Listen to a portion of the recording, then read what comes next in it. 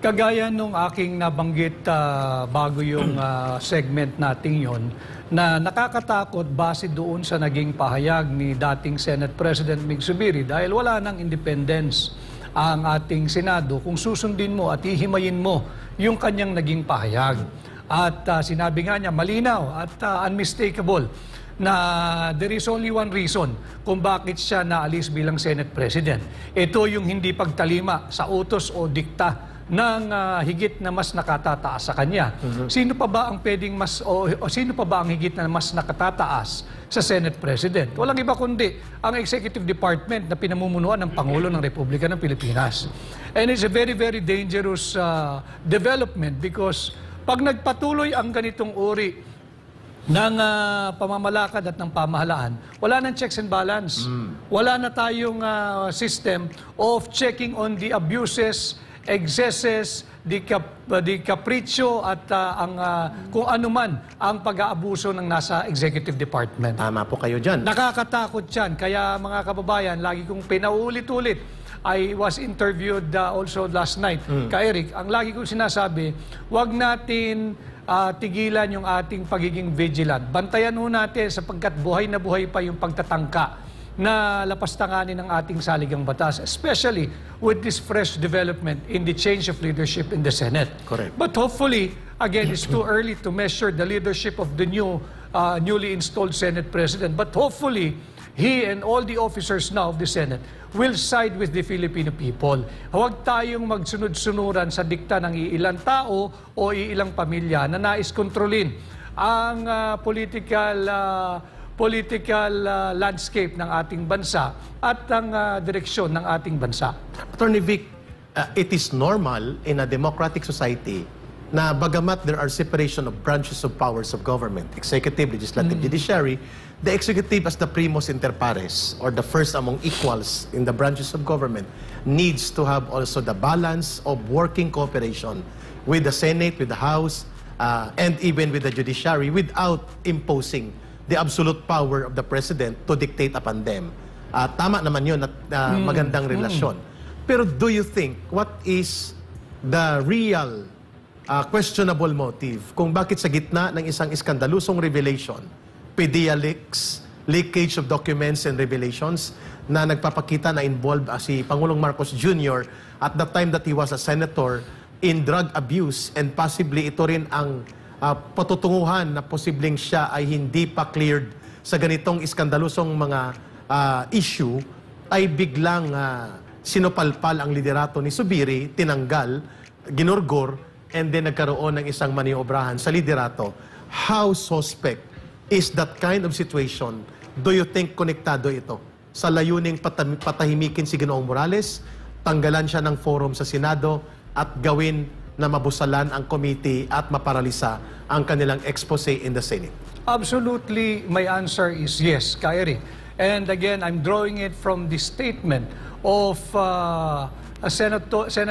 former Senate President Mig Zubiri. Sinabi niya kaya nadali yung kanyang pagiging Pangulo ng Senado ay nung hinayaan niyang magpatuloy yung hearing ng PDEA at nung Alitagtag Batangas Drug Hall. Isa pa yun.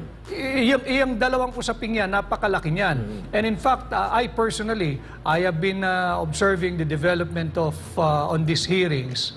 Hindi pa dapat matapos ang hearing na yan. Hindi yan nagsimula at natapos sa PDEA leaks at kay former PDEA agent Morales. May kasunod pa yan, yung mas malaki, yung unang yabang nila na biggest drug haul ever in the history of drug enforcement in the Philippines. Hindi pa tapos yan. And of course, may mga bagong personalities na lumabas, including that Indian national, si James Kumar. Very scandalous ang background niya, very dubious ang kanyang mga connection. That is why, for me, it's a premature call for the Senate committee to cite former PDEA agent Morales in contempt. Dahil yung na-involve doon sa tangkang patahimikin yung primary resource person ng komite ng Senado na nagdumidinig sa PDEA leaks, hindi man na ipatawag. At meron silang commonality. Pagka naiipit, they will invoke health issues, health reason, may sakit. Pagbigyan na natin na may sakit. But yung sakit nung isang dapat ipinatawag, seemingly it's not that serious. Yes. Why? He can handle stress. Pinayagan daw siya ng doktor niya to testify. Actually, wala pala. Via Zoom. Oo, pinalusot sana yon. Hindi rin. Tama rin naman si Senator Bato. Mahirap yung Zoom, magpunta ka dito. Oo, kasi gusto niya personal eh. He should be given at least another week to recover, assuming he is really sick. But nonetheless, it's too premature to cite somebody in contempt when meron pang missing link eh, may missing piece pa yung puzzle. Kasama riyan yung Indian national na si James Kumar. At lumabas ang pangalan doon ni First Lady Lisa Araneta Marcos na Nabanggit siyang din. pasimuno at nagbanggit si din. Morales. Si Morales At si Picoy na nandun ay nagdi-deny. yes. At ang tinuturo nga na the one who will really establish the link supposedly ay yung Kumar. Kumar. So, hindi dapat i-terminate yung hearing dahil hanging pa rin, mga kababayan, yung issue ng alitagtag. Nasaan na ba yung sinasabing nahuli Ayun. na nagmamaneho ng van? Si Sarate. Siya ba ay naririto pa? Saan nakadetene? Ito ba'y kinasuhan na? At anong kaso ang isinampa? At ano na progreso? You cannot fault the Filipino people for trying to find out the status of this case because sila nagpalabas ito sa media. Tama. At sila nagyabang na ito raw yung biggest drug hole. Sinisingil namin kayo ngayon. Sinisingil kayo ng sambayan ng Pilipino. Ano na ang estado ng biggest drug hole na ito? Attorney Vic, hold your line. Babalikan natin yan kasi iskandaloso yan. Ginamit yan na pangtapal na issue. PR operation yon, special option na sumambulat sa kanila sapagkat nahuli sila sa pagsisinungaling. At ngayon, pinagtatakpan nila na wala bigla yung kanilang handler ng drugs at may pinasulpot na Canadian national. Questionably din ang circumstances saan nanggaling itong biglang sulpot na foreign national.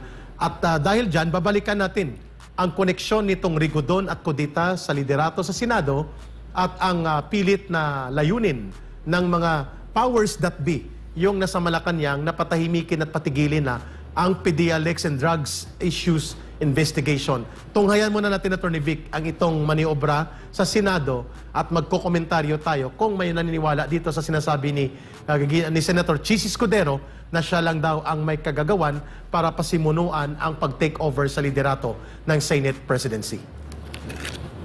Sisikapin ng Senado na maisapinal ngayon ang chairmanship ng mga komite sa ilalim ng liderato ni Senate President Chis Escudero. May ilang senador na maatili sa kanilang hinahawakang komite, gaya ni Senator Bato de Rosa na chairman ng Public Order at Dangerous Drugs at Senator Christopher Bongo sa Health Committee. Ayon kay De La Rosa, dahil manatili siya sa Public Order at Dangerous Drugs, ay tuloy ang investigasyon sa PDEA leaks. Si Senator Francis Tolentino naman, sinabing bibitawan na ang Senate Committee on Justice at Maritime. Retained ang committees ni Senator Bato, retained ang committees ni Senator Bongo. As the majority leader, Senator Tolentino would have to let go of justice. And ano ba yung isa niya? Maritime. Magkakaroon naman ng eleksyon sa mga komite na binakante nila Senator Nancy Binay at Senator Sunny Angara na nag-resign bilang Finance Committee Chair. Siya ay posibleng palitan ni Senator Crispo. Mabibigyan din ng komite ang iba pang senador na nag-resign sa kanilang pwesto tulad ni former Senate Majority Leader Joel Villanueva, former Senate President Pro Tempore Loren Legarda at si dating Deputy Majority Leader J.V. Ejercito. Si Senator Sherwin Gatchalian ay mananatili namang chairman ng Ways and Means at maging sa komite sa Basic Education dahil hindi naman ito nag-resign sa kanyang mga komite kahit pa ito'y sumuporta kay Senator Mick Zubiri. Si Zubiri, humiling daw na mabigyan din ng komite. Everyone should have a committee and they expressed yesterday, the Senate President Zubiri, expressed to me their desire to have committees and to work and not have any committees, which I wholly agree with. Kailangan naman talaga namin ng katulong. There are over 45 committees, if I'm not mistaken. 24 lang kami. Samantala, binahagi naman ni First Lady Liza Marcos ang larawan na naging gathering nito sa palasyo kagabi kasama si Escudero at ilang mga senador gaya ni Senador Robin Padilla, Alan Peter Cayetano, Francis Tolentino, Raffy Tulfo, Sherwin Gatchalian, Mark Villar, Cinco Estrada, Crispo, Cynthia Villar, Loren Legarda at si Pia Cayetano. Kasama ng ilang mga senador ang kanilang mga asawa. Wala naman sa larawan si Senator Bato de Rosa, gayon din si Zubiri. Una ang nilinaw ni Escudero na matagal nang nakaschedule ang naturang pagtitipon at hindi daw ito dahil sa pagpapalit ng liderato sa Senado. Tanungin mo kung kailan sila nag-imbita dahil imbitasyon ko natanggap ko 2 weeks ago na. Pangalawa, gaya ng sabi ko, this is a regular dinner. And the first 2 dinners nga na hinost niya with senators, all invited, Walang pinipili. I was not able to attend. Okay. Mahilig magpasakay ng mga pahayag itong si Senator Chis Escudero. Huwag niyo na pong bulahin ang taong bayan, Senator Chis Escudero. Reward yun, alam na namin yun. Ang tawag nga sa'yo, Senator Kilay. Hindi naman si Atty. Vic ang nagtawag sa'yo, kundi ako si Ka Eric. Kung bakit ka tinawag na Senator Kilay, hindi ko alam kasi yan ang tawag sa'yo. Pero, Atty. Vic ang tanong ganito. Maniniwala ba ang taong bayan na it was only Chis Escudero who maneuvered everything to have a kudita at the leadership of the Senate without operational support, fund support, blessings, and directional intervention? Na tinumbok nga mismo ni Mig Zubiri for no reason at all, gagawin lang ni Zubiri na ituturo niyang Malacanang at ang presidente at ang kanyang mga tauhan sa pagmaniobra sa nangyari sa kanya, Atty. Vic. Again, I will base my opinion and analysis on the statement given immediately after the change in leadership in the Senate, given by former Senate President Mig Zubiri. Sinabi niya na as early as last week, usap-usapan na yung tangkang pagpapalit ng liderato sa Senado at marami na rin nagme-message sa kanya, tumatawag na I am with you, I'm with you all the way, I will stand by you, at hindi naman yun ang naging nangyari. So hindi ito nangyari lamang at biglaan nung Tuesday ba? O Wednesday? Tuesday. Ito ay produkto ng siguro isang buong linggong proseso o nung nagsimula na itong pagdinig ng komite ni Senator Bato sa PIDEA document leak at yung doon nga sa hindi pa natatapos at hindi pa rin gaano napapag-usapan na higit na mahalaga yung Alitagtag Batangas Drug Hall. So hindi ito nangyari nung Tuesday lang, mga kababayan. At kinumpirma ito nung mismong pahayag na ginawa ni Senate President Mig Zubiri na matagal nang pinag-uusapan, about a week or 2 weeks ago ay nag-uusap na may tangkang pagpalit sa liderato, kaya hindi na maloloko ang sambayan ng Pilipino sa tunay na kadahilanan ng pagpapalit ng liderato sa Senado. Okay, klaro. Binanggit kanina namin ni Atty. Vic Rodriguez, mga kababayan, na hindi po mali na ang Pangulo ng Bansa will have a good working and cooperative relationship sa Senado, sa Kongreso, sa lower house, and even sa the judiciary without overstepping into the independence and integrity of these separate branches of government. However, kung ang layunin po ay gamitin ito para magkaroon ng concentration of power influence, para itulak ang isang agenda, halimbawa, umugong una, Atty. Vic, ang pagkakaroon ng change of leadership kay Zubiri nang lumabas ang pangalan ni Jinggoy Estrada o ng kanyang kasamaan, Chis Escudero din noon, nang tumindig sila Mig Zubiri at mga senador kasama niya, sila Amy Marcos, Joel Villanueva, against the very scandalous budol-budol People's Initiative Charter Change na ginawa nila Speaker Martin Romualdez sa basbas ni Pangulong Marcos Jr. At talagang nagkaroon ng muntik na magkaroon ng constitutional crisis doon. When the Senate will have to be dissolved o override siya ng House. At ito ngayon, ang lumalabas na parang sinabi mo kanina, if I am correct sa pagkakuha ng kontekstong binanggit mo, na ito ang kailangan ng Malacanang, ng Marcos government, na magkaroon ng isang Senado na susunod sa layunin na konsentrahin ang poder at itulak ang agenda niya na walang balakid at walang titindig na mag-criticize nito. Sapagkat sa lower house ay kontrolado na nila ang rubber stamp na House of Tambaloslos na tinatawag ng taong bayan ngayon. Atty. Vic. I agree with you. Walang ibang makitang kadahilanan kundi talagang para makontrol ang upper chamber, which is yung Senado. At using your term na rubber stamp yung House of Representatives, wag naman po sana maging floor mat naman ang Senado na kahit tinatapakan mo na ay nakasulat pa rin, welcome. But again, it's too early to be measuring the kind of leadership that the newly installed Senate President will have and how he will lead the Senate. Sana ay patuloy na manaig yung tinig ng ordinaryong mamamayan at sana ay lagi silang pumanig sa sambayan ng Pilipino, hindi sa dikta ng Pangulo o ng executive branch of our government. Yes, I agree with you. Dapat merong healthy working relationship ang Pangulo. ang executive at yung legislative department. But without overstepping on the boundary, Yes. specifically, yung pagiging independent or yung independence of both houses. Never mind the House, magpinsan yung namumuno riyan. Pero yung Senado, sana naman ay tumindig yung mga senador, lalo na sa usapin ng charter change. Correct. During the most recent survey on charter change issue, 88% rejection. I will repeat, Tama. 88% rejection. So, na-grasp na ng sambayan ng Pilipino yung issue, tutol eh. At sana ay pakinggan nila yan, gawin niyang batayan pagdating ng panahon na kinakailangan nila magdesisyon. Yan ang mga boses, Attorney Vic, no? Comment ng mga taong bayan. Yung the way you deliver your message, standing for democracy, yan daw mga boses na hinahanap nila na maririnig sa halls of the Senate. Basta't ako, lagi ko sinasabi, kahit ako nung naglilingkod pa sa Malacanang, I will always side with the Filipino people. Pagka ikay pumanig sa sambayan ng Pilipino, hindi ka magkakamali. Huwag mong unahin ang iyong personal na interes. Unahin mo yung interes ng sambayan ng Pilipino. Unahin mo yung direksyon at kinabukasan ng bansa at higit sa lahat ng mga kabataang Pilipino. Ayun, klaro po.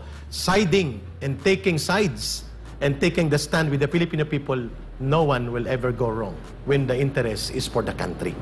Tama kayo, Attorney Vic. Tunghayan muna natin ito.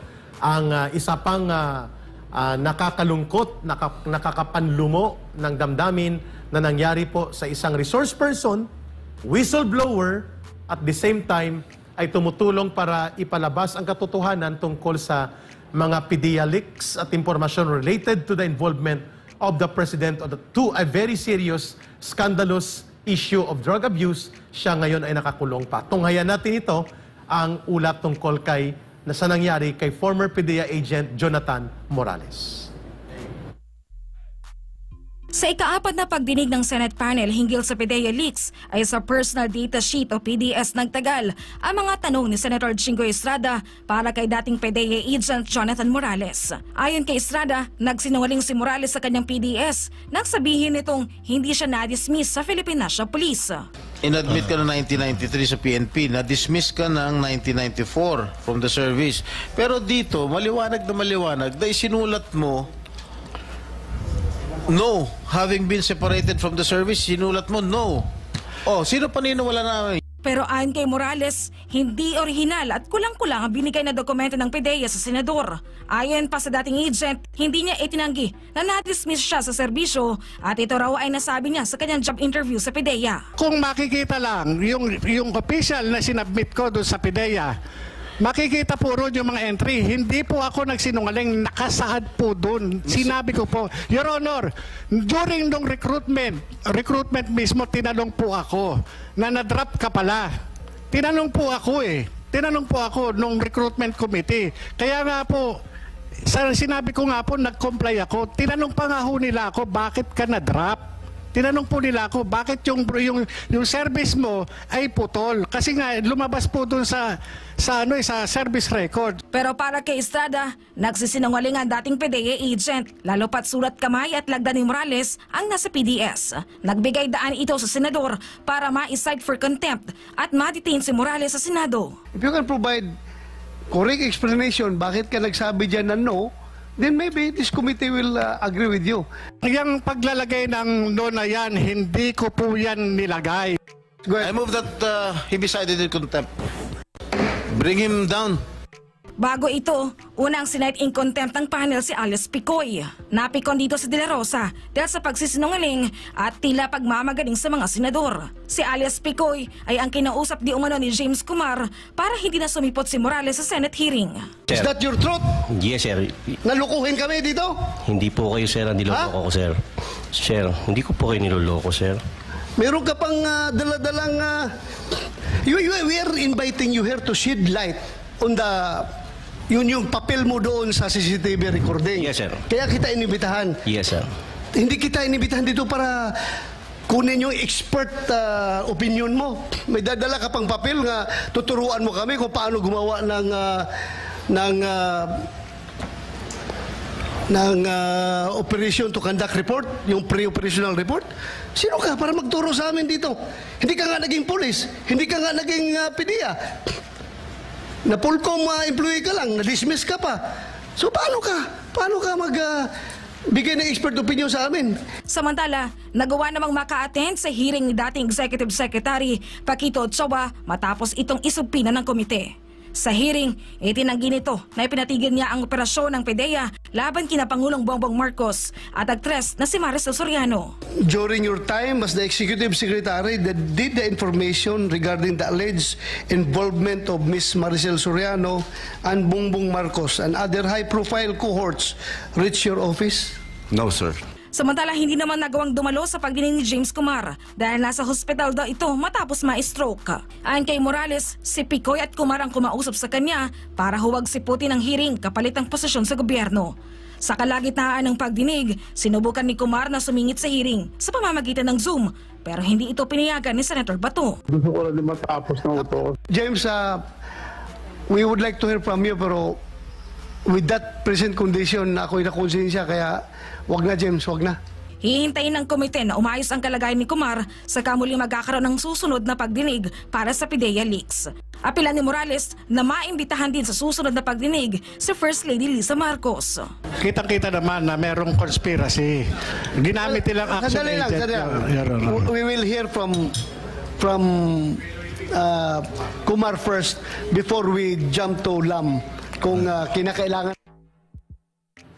Attorney Vic Rodriguez, una sa lahat, sinabi mo kanina unfair and very abusive yung diskresyon na ginawa ng komitiba ni Senator Bato de la Rosa na pinakontempt si Jonathan Morales upon the intimidation acts and badgering of Senator Jinggoy Estrada na alam naman natin na demolition job, demolition man siya doon ng Malacanang bilang kanyang role. Attorney Vic, bakit unfair yun at hindi tumutugma sa dapat naging desisyon kung ikukumpara kay Picoy na alam ng lahat na ito'y Picoy talaga ang kanyang mga pinagsasabi, peke talaga, Attorney Vic? I think yung na sinabi ko kanina ka, Eric, premature yung pag-cite in contempt kay Ginoong Morales dahil ang dami pang missing pieces of the puzzle, so to speak. Like kung ano man ang magiging naratibo o sasabihin ng James Kumar na mas malaking liability yun sapagkat ongoing yung committee hearing ng isang standing committee ng Senado ay meron itong aligasyon na yung Indian National ay nagtatangkang suhulan na patahimikin yung resource person ng komite. Attorney Vic, by the way, hindi siya naturalized Filipino. Indian National pa. Indian National, yes. That's why I said Indian National. Ito'y seryosong pagsasalaula o tangkang pagsasalaula kung totoo man sa ating institusyon sa Senado. Yun ay dapat munang reserve yung contempt ni Ginoong Morales sapagkat bakit ba nagsimula ang hearing tungkol dito sa PDEA document leak? Ito ay dahil na sinabi na rin noong unang hearing na sumulat itong si Ginoong Morales volunteering himself para linisin yung kanyang pangalan at pagkatao na wala siyang kinalaman doon sa leak. So sa kanya nagsimula itong hearing dahil meron siyang pakikipag-ugnayan sa komite ni Senador de la Rosa. Only to end up in detention because he was cited in contempt. Ako ay naniniwala premature, hindi pa buo yung kwento bakit mo isa-cite in contempt yung resource person? Tama. It's masyadong mabigat sa loob ng sambayan ng Pilipino.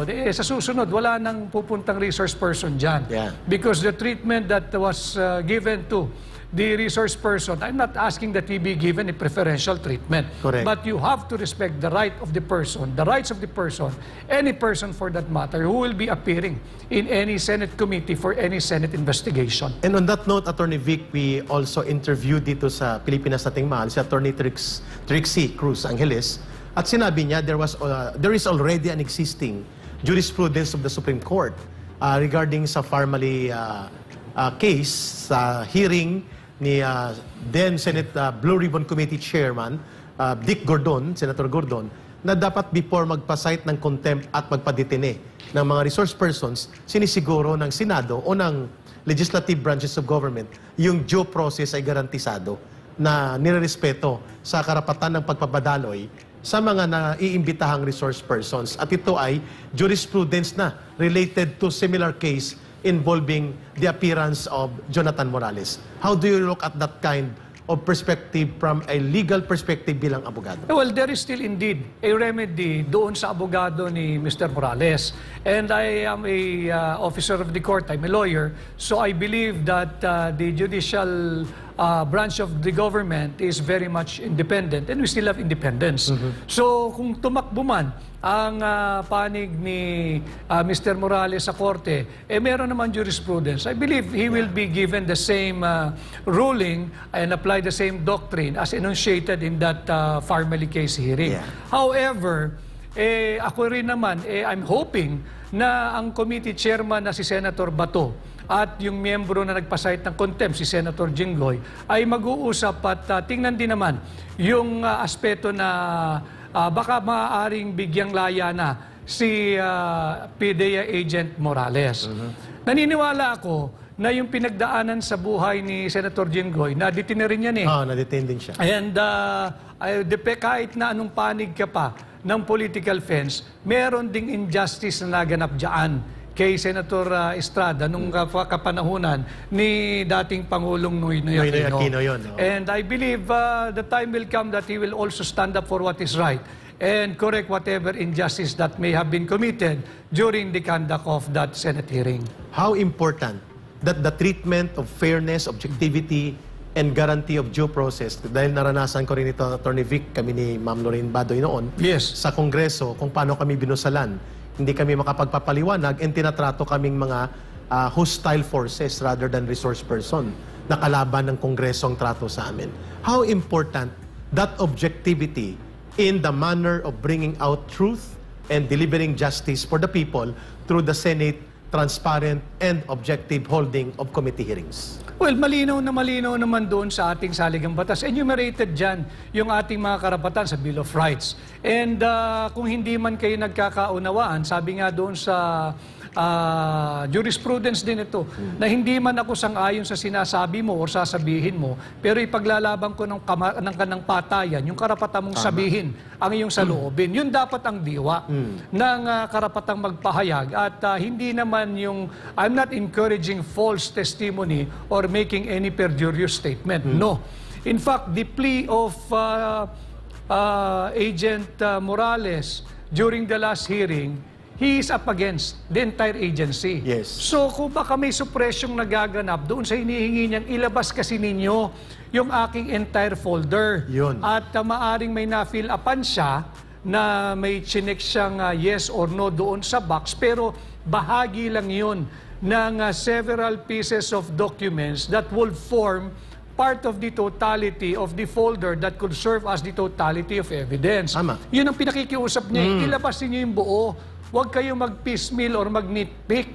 Ang kinuha lang na, ang ipinapakita lang, according to him, based on what I have seen doon sa videong na susubaybayan ko, ang contention niya ka Eric, ang ipinapakita lang dito ay yung dokumentong hindi favorable sa kanyang katayuan kahapon o noong isang araw. That is why ang pakiusap niya, ilabas ninyo yung buong record ko sa PDEA. The fact that he was appointed at the fact na sumasahod siya bilang PDEA agent, sigurado naman irregular yung kanya naging appointment. Tama. Kung meron mang irregularity doon, dapat tinagtatanong pa nung komite para ipatawag din yung iba't ibang departamento o opisina within PDEA, even the officers or officials involved, kung bakit ito natanggap, kung sakasakali mang meron siyang finalsify na dokumento at pineki niya yung kanyang qualification. That is why my stand today is premature yung pag-cite in contempt kay Agent Morales. At kapag ito'y hindi po naituwid o nabigyan ng pag-aayos ni Committee Chairman Senator Bato de la Rosa, it will become an injustice against Morales and to the people who are waiting for a very transparent and tuloy-tuloy na pagre-reveal sa Senate hearing natin. There is still time for the committee to correct the seemingly injustice committed in the person of PIDEA Agent Morales. While the courts are open and the remedies are there available kay former PIDEA Agent Morales, I hope hindi na aabot sa ganon at ipakita ng Senado through its committee as an institution na yung Senadong yan, pag tumapak ka dyan, sagrado yan, walang injustice na magaganap sa kahit kaninong Pilipino pagka ikay tumapak dyan sa sacred halls of the Senate. Tama.